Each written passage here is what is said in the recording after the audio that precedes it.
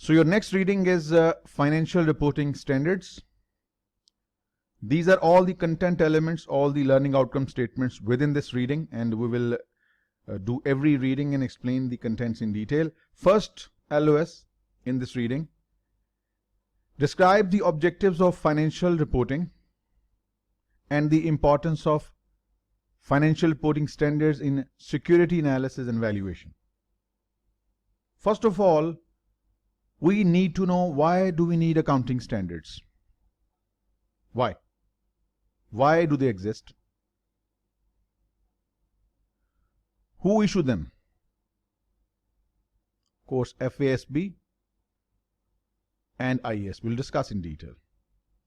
So they are the bodies who issue the standards, but they do not have the backing of the law.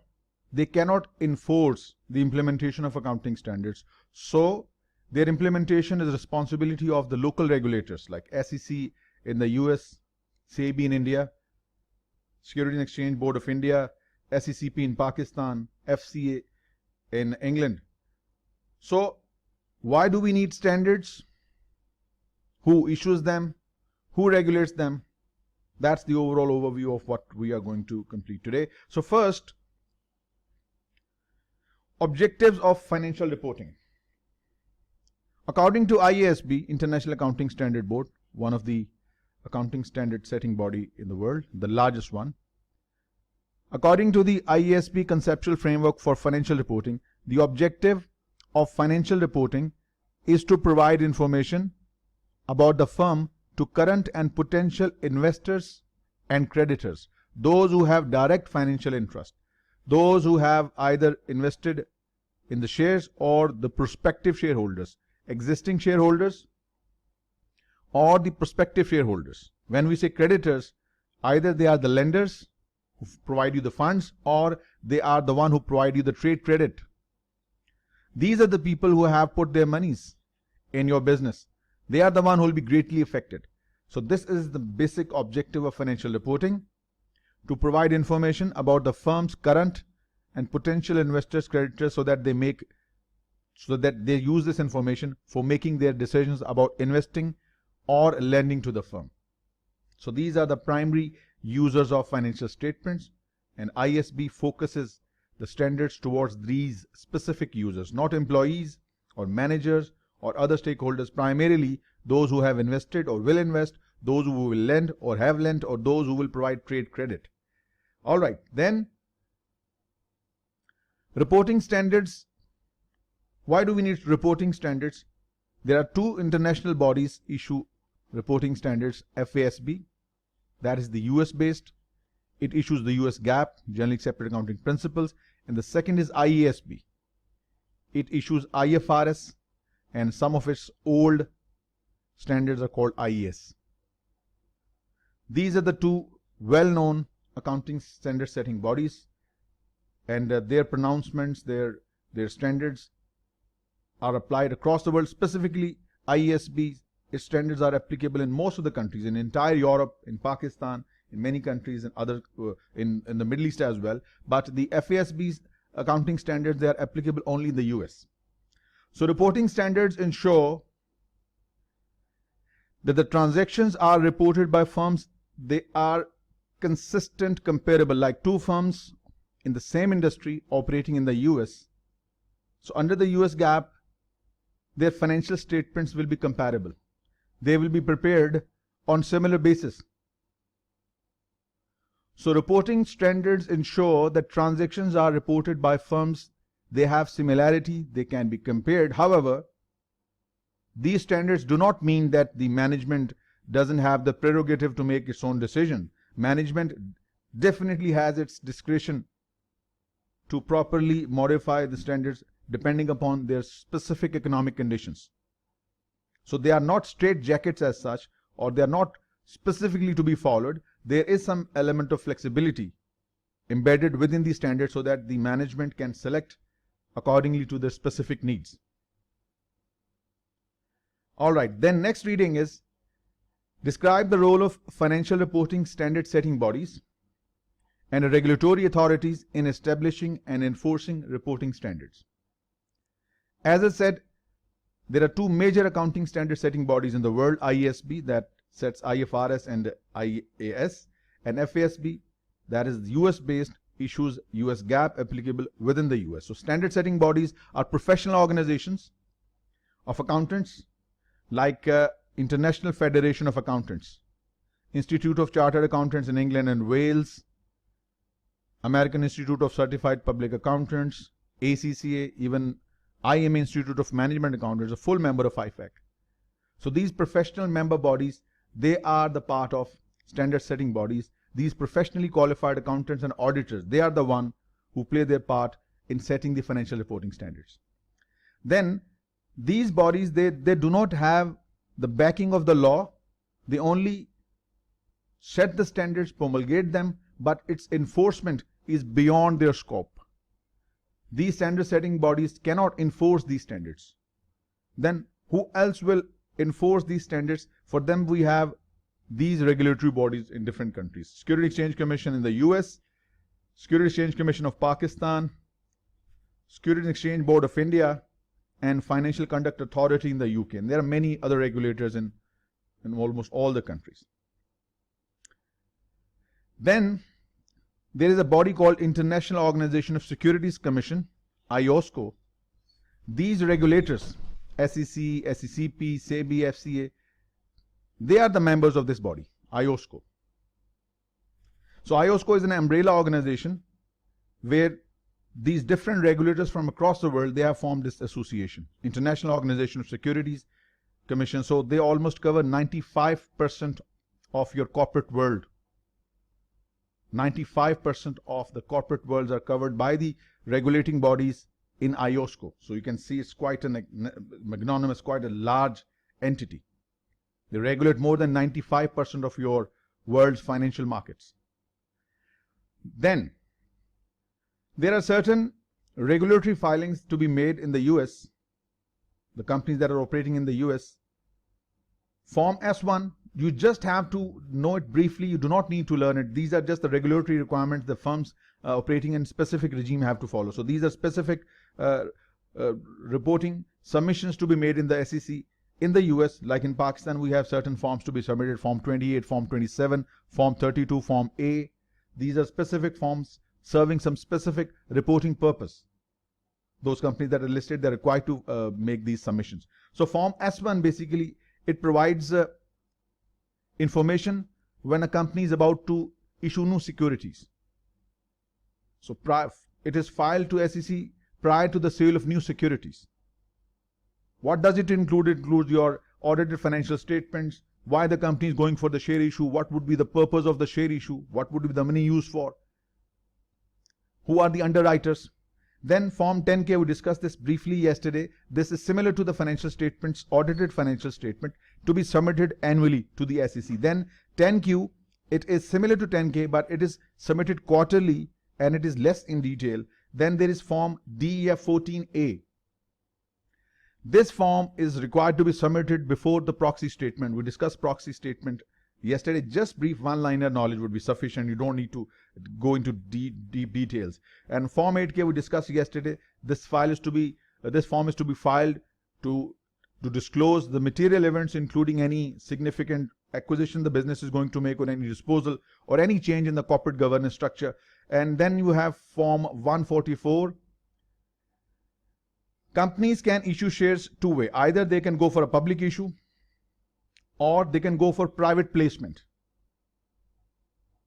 Shares, the blocks of shares could be sold to private investors.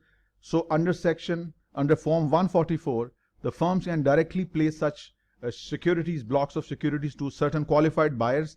And for that, no registration statement is required. Just you need to inform the SEC through Form 144. Otherwise, any public issue first needs to be approved by the SEC, only then the shares could be issued. So that's a little diversion. And then Form 345 relates to the beneficial ownership, specifically associated to the corporate officers within the organization, because the senior managers or directors, if they hold certain securities within the company, there is the risk of insider trading. These are the corporate insiders, they have the inside knowledge. So in order to make sure that they disclose their relevant interest in the company, so this form needs to be submitted. Just a brief knowledge of it is essential Otherwise, you do not need to memorize it. This specifically relates to corporate compliance, those who work in the compliance department, regulatory filing, quarterly and annual or biannual.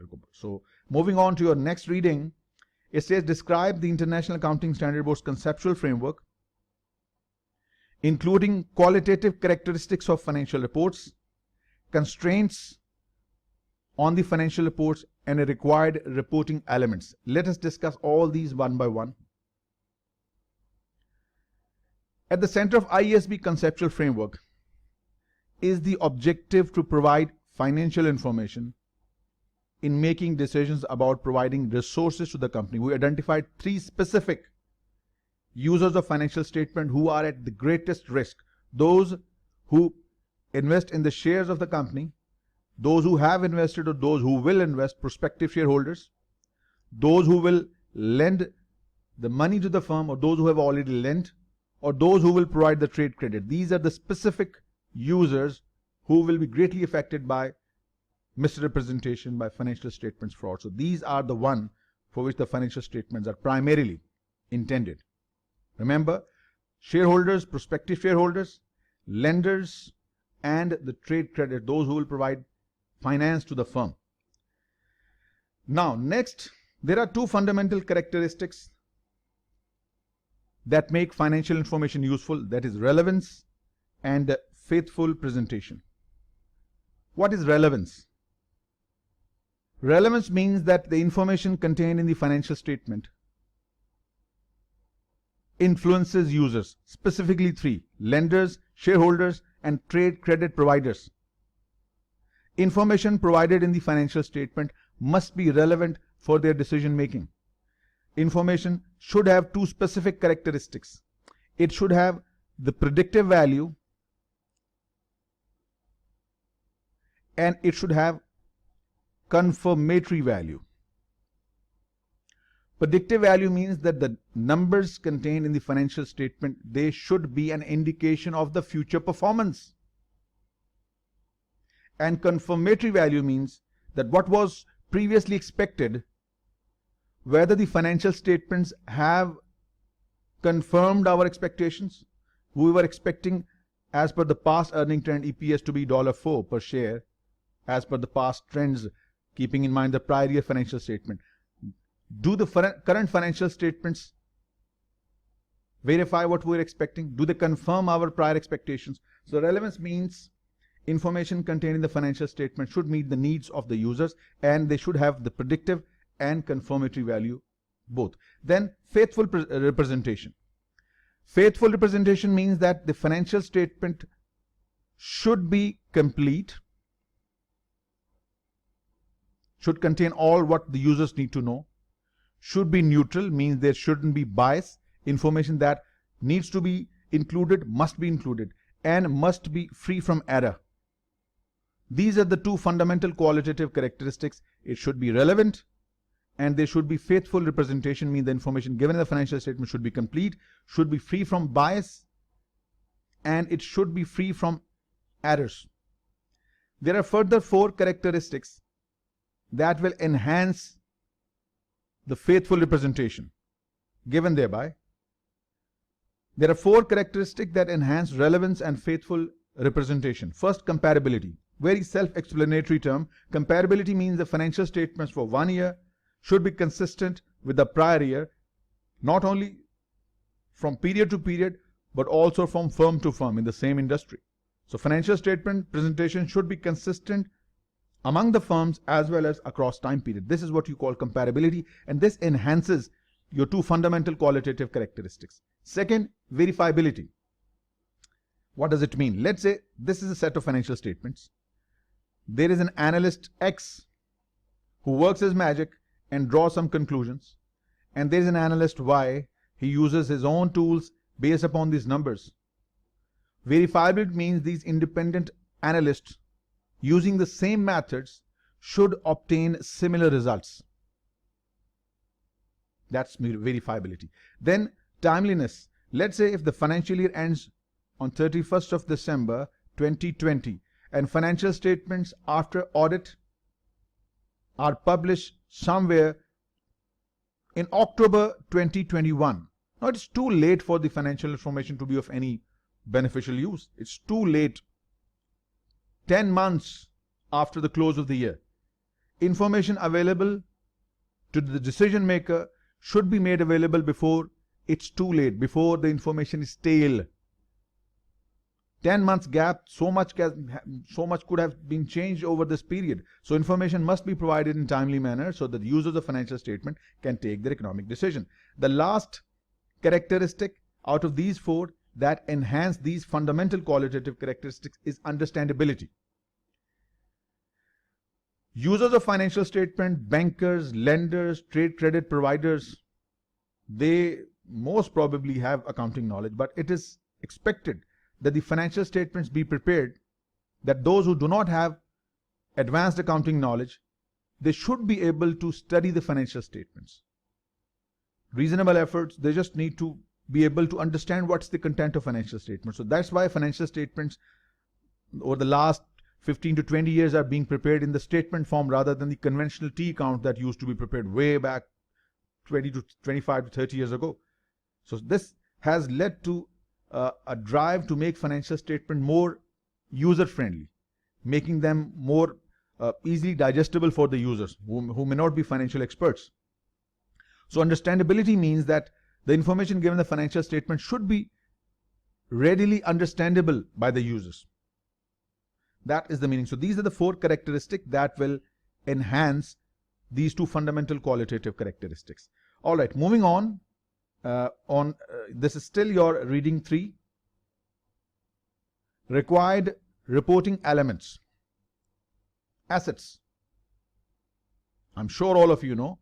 These are the resources controlled, not necessarily owned by the organization, and these assets have resulted from some past transactions, and these assets will result in some future economic benefit. This term, this definition, I'm sure most of you would have gone through. Liabilities, to the contrary, are obligations as a result of past events, and these obligations settlement will result in some outflow of cash, some economic resources.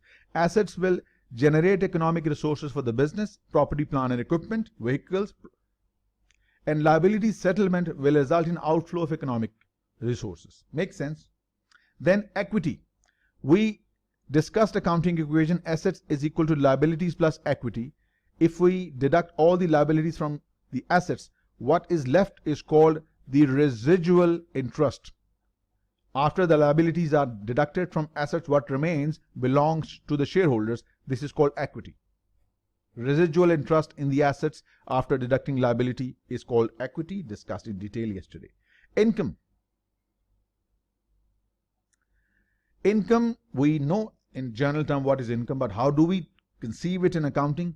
Income means increase in economic benefits that are reflected either through the increase of assets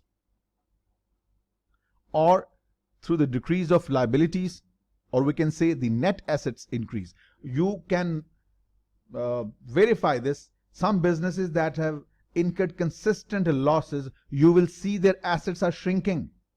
The businesses that have been consistently incurring losses, assets shrink. But when the businesses are making income, assets increase, liabilities shrink, or in other words, net assets increase. So income results in economic benefits that will result in increase in assets or decrease in liability, or effectively net increase in assets over the period. And to the other side, expenses results in outflow of economic benefits from an organization, decrease in economic benefits. So this will go totally other way around. Assets will decrease, liabilities will increase, or in other words, the net assets will fall. So the businesses that are consistently incurring losses, which have the similar nature of expenses, assets will fall, overall net assets will decrease. Okay, so these were the reporting elements discussed very briefly. Then we have some measurement basis. Assets and liabilities can be reported at original historical cost. Historical cost means the original amount paid to acquire an asset. That's the cost principle. Under the US GAAP, the long-lived assets are to be reported at historical cost. They are not allowed to be revalued, whereas IFRS allows assets revaluation. Under the US GAAP, assets are to be reported at original historical cost, the amount originally paid for the acquisition of the asset. So this is first measurement base. Assets can be reported historical cost and are required to be reported at historical cost under the US GAAP. Net realizable value. Net realizable value is the final selling price of a certain asset. Like we have an inventory with the valuation of $100,000, and in order to sell, we may have to spend $10,000, and maybe some of the items are damaged, we may have to incur $5,000 to complete it. So final selling price minus selling cost minus cost to complete. If you deduct these costs, what you get net is called net realizable value. Right, next, present value. Historical cost means the original amount originally paid. Then I think I missed one thing. There should be amortized cost. Amortized cost is your original historical cost.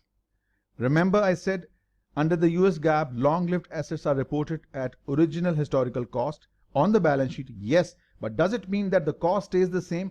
Assets are consumed by continuous usage. They depreciate in value, so their depreciation is accumulated in a separate account, the accumulated depreciation. So yes, we do report assets at historical cost, but the depreciation charge so far will be deducted from historical cost of the asset, giving you the net book value, or called the amortized cost. So amortized cost is your original historical cost less accumulated depreciation. This will give you the amortized cost of a tangible asset.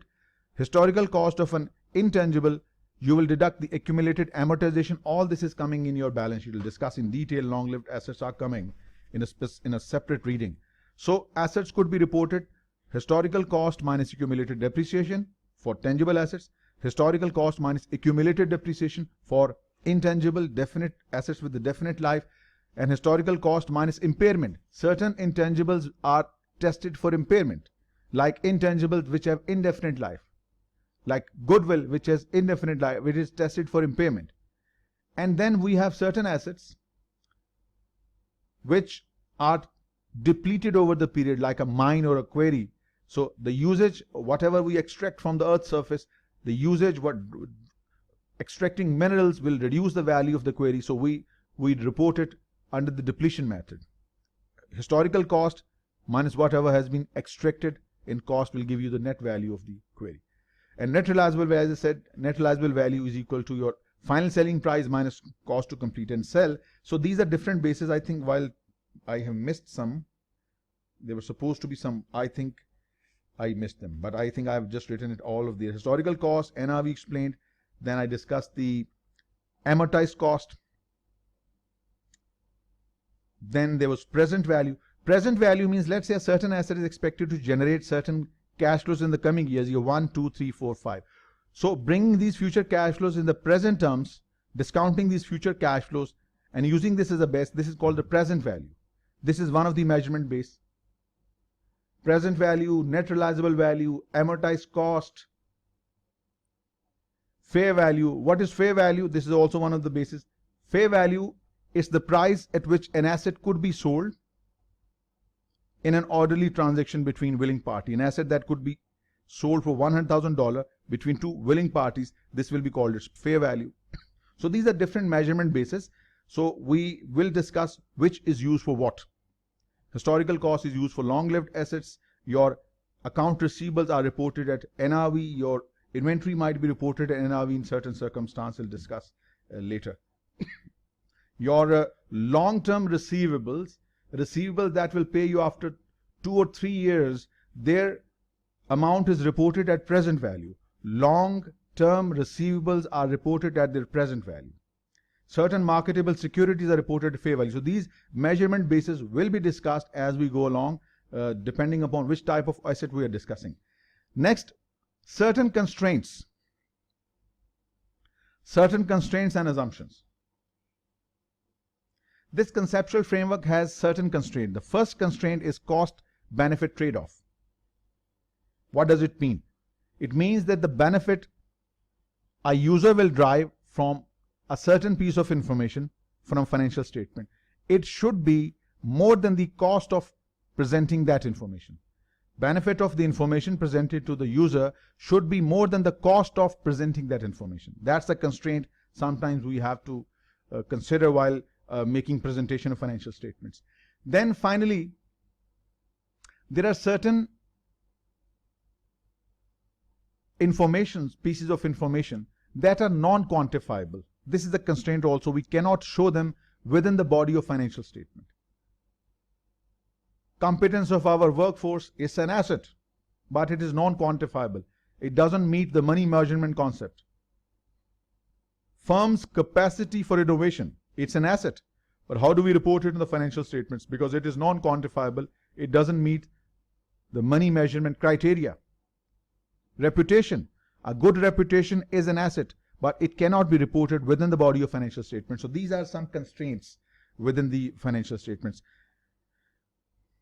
Non-quantifiable. And then finally, accrual accounting.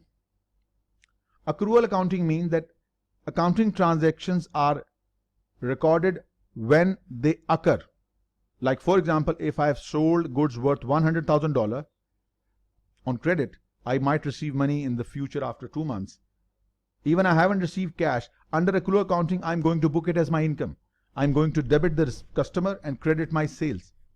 Accrual accounting means that transactions are recorded when they occur, not when cash is paid or cash is received. Like I have reached my financial year end, 31st of December 2020, and I haven't yet paid the salaries, but I have taken the services from my employees. Expense has been incurred. They will be paid in January's first week 2021. So cash hasn't been paid, but expense has been incurred. Booked as an expense. Debit your salary expense, credit salary payable. Debit your customer, credit sales.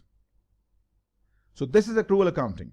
Transactions are recorded when they occur, not when the cash is paid or cash is received. This is accrual accounting, and it is considered as a constraint because this could inflate your revenues, because cash ultimately is what is the resource that is used to settle liabilities. So this is also, and then again, an important concept, going concern assumption.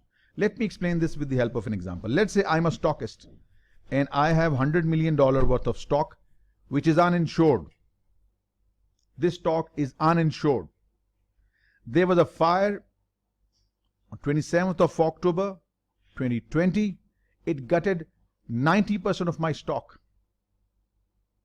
The one that remains is just $10 million, and that's also in bad shape. I have also utilized all the debt capacity I could. I cannot issue shares, let's say sole trader. It appears that the business is in trouble and it is not going to survive few months even. This business is no longer a going concern. This business is not going to sustain in the future. So the financial statements for this business are prepared in a totally different way other than your regular financial reporting. So going concern assumption means that a business is going on and it will continue to do so. It will continue to exist in the foreseeable future. This is the basic assumption that is used in preparing financial statement. Accrual accounting is also a basis used in preparing financial statement. US GAAP and IFRS only allow accrual accounting. They do not allow cash accounting.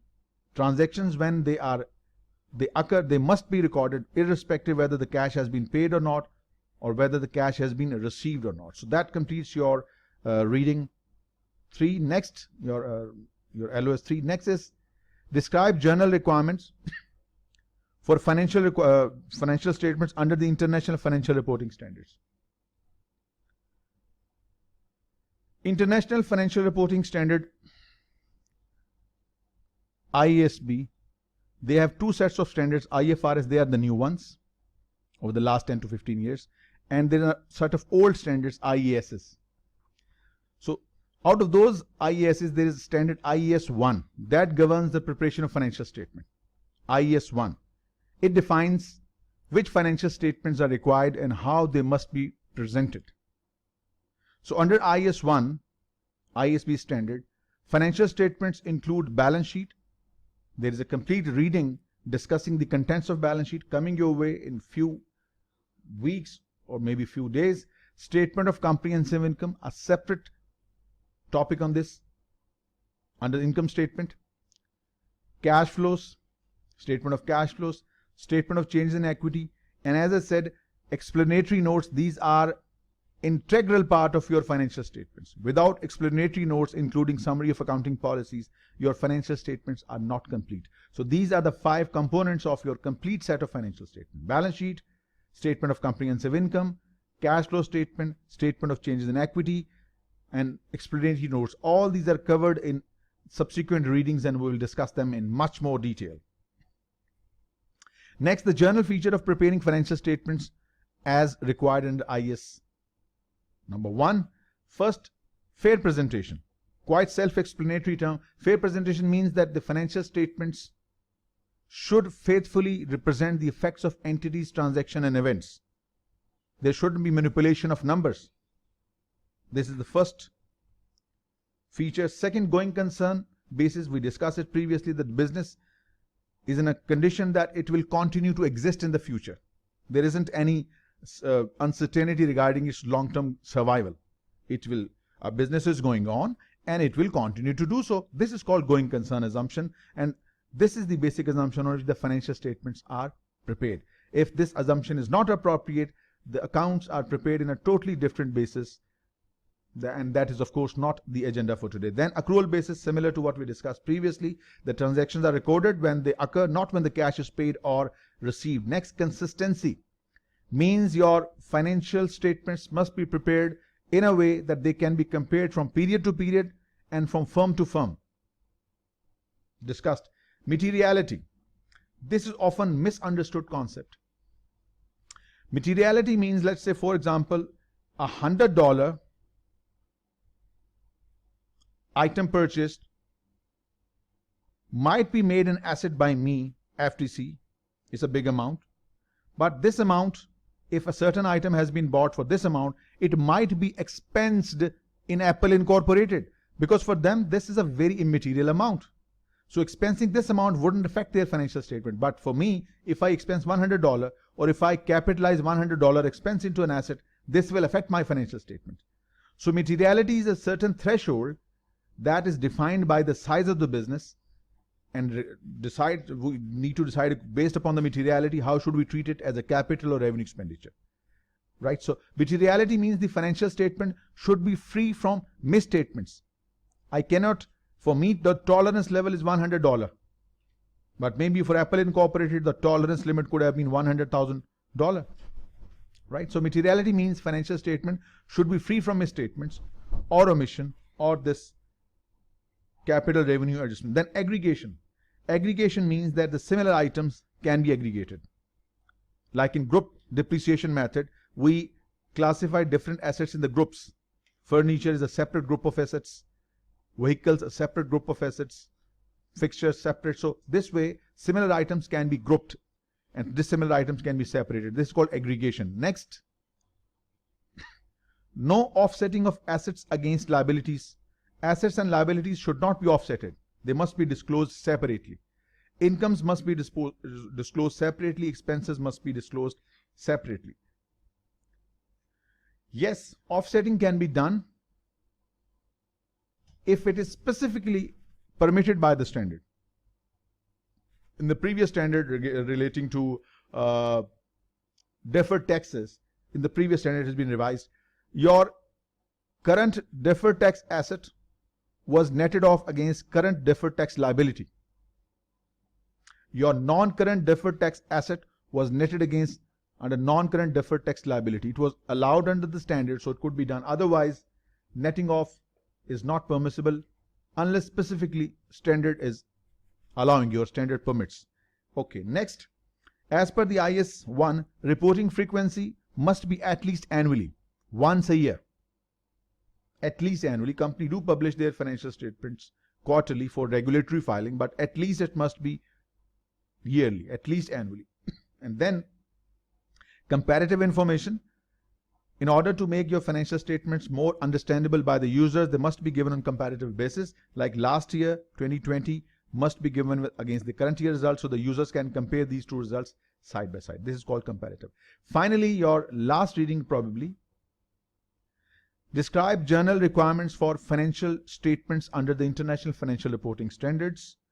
The structure and content of financial statements.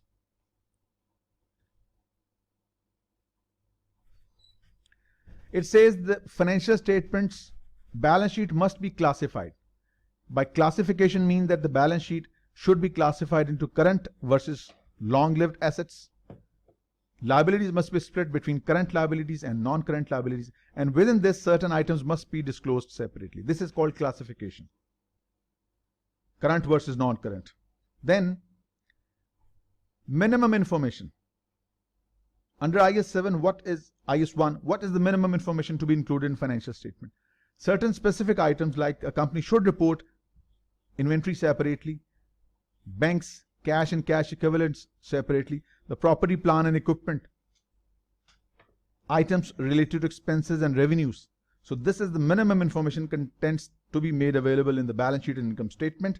Moving on, comparative information, already discussed. Information must be given in a way that is comparable from one period to another.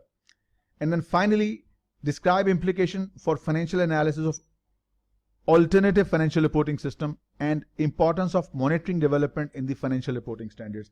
Financial reporting standards are continuously evolving. For example, I give you an example, IFRS 9, which is one of the most difficult accounting standard, gave goosebumps to many professional accountants. It has seen many revisions over the period, and it is still evolving. IFRS 9 financial instruments, one of the most complex accounting standards. Since the instruments are evolving, so is the standard is evolving to accommodate the accounting of those transactions. So as an analyst, you need to keep an eye on the changing standards, evolving standards, newer transactions that are originating, how these transactions are accounted for, what are the changes taking place in the reporting regimes. So as an analyst, if your work involves analysis of listed companies' financial statements, so you have to keep yourself updated. Financial statements reporting regimes are in the continuous state of evolution. So as an analyst, you should be updated regarding new products, new innovation in the financial markets, and how are they being accounted for, new types of transactions. As an analyst, you need to keep an eye on the professional journals, or you keep on visiting any updates regarding new standards on ISB and FASB. Because whenever a new standard is to be brought, first it is added in agenda, then there are discussions, input is taken from the members, qualified professional accountant, chartered accountant, CPAs, etc. Then exposure draft is circulated against the members, new input is taken. Once all deliberations are made, then it is finally issued as a standard. So there are certain steps involved. So all this while is taking place, it is updated on these professional ISBs and FSBs websites available for the public discourse. So as an analyst, you must be conversant or must be familiar with the changes that are taking place in the financial reporting regime. So that completes your reading financial reporting standards. And of course, we cannot miss this. CFA Institute also issues position papers on financial reporting. So certain issues, current issues that are being debated upon, that are also included in these position papers. So you as an analyst need to keep yourself updated on these.